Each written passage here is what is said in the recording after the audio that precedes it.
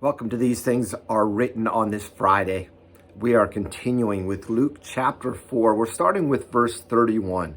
So far, we have seen Jesus starting his ministry. He goes to Nazareth, speaks in the synagogue there. He is rejected by the people of Nazareth, his hometown, and he leaves. And we pick it up with verse 31. And he, Jesus, went down to Capernaum, a city of Galilee. And he was teaching them on the Sabbath, and they were astonished at his teaching, for his words possessed authority. And in the synagogue there was a man who had a spirit of an unclean demon, and he cried out in a loud voice, "Ha! What have you to do with us, Jesus of Nazareth? Have you come to destroy us? I know who you are, the Holy One of God." But Jesus rebuked him, saying, "Be silent and come out of him." And when the demon had thrown him down in their midst, he came out of him, having done him no harm. And they were all amazed and said to one another, "What is this word? For with authority and power he commands the unclean spirits, and they come out." And reports about him went out into every place in the surrounding region. This is the first miracle. Okay, I mentioned yesterday was a miracle, Jesus passing through them. Maybe that was more God's protection. This is a miracle that Luke shows to us, and it's the casting out of a demon. And this we see connecting back to the previous part. Remember, Jesus spoke Isaiah 61, that he had come to give liberty to those who were captive. Here we see him giving liberty to those captive by the Spirit, by an unclean spirit. On the Sabbath, we find Jesus teaching in a synagogue as he would normally do. And it says they were astonished because his word possessed authority. That word authority we will see later on as well. So his words have authority, first of all. And then second of all, we see that an unclean demon, a demon-possessed man, the demon in the man recognized who Jesus was.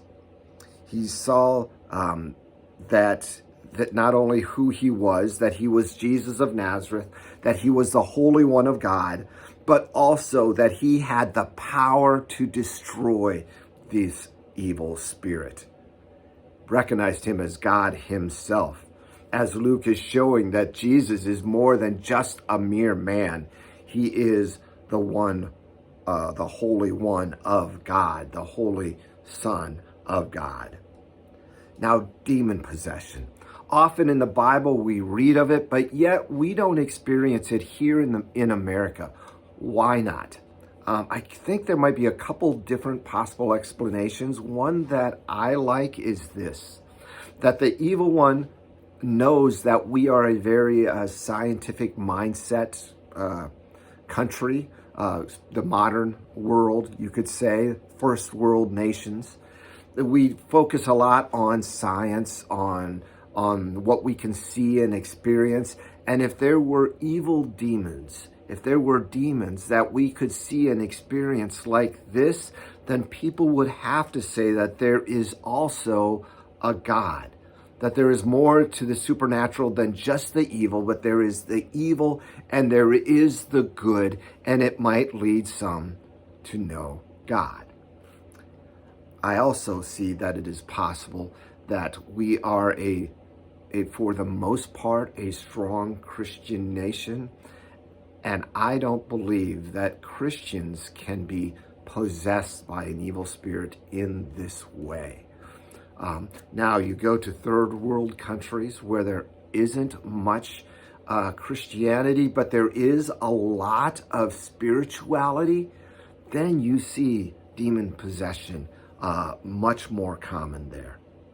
Now, when Jesus casts out the demon, notice how he does it. He speaks the word. He rebukes him, simply says, "Be silent, come out of him." And the spirit comes out, leaving the man unharmed. Now, the response is that they are amazed by his word, again, not the words he was speaking, but his word of authority and power to cast out the evil demon. And then the word spread throughout the region. This passage and the miracles show us the reason that he came: to give liberty to the captive, to set people free. Remember that focuses more on what we need: the forgiveness of sins, being released from our sinfulness and captives that we are from that.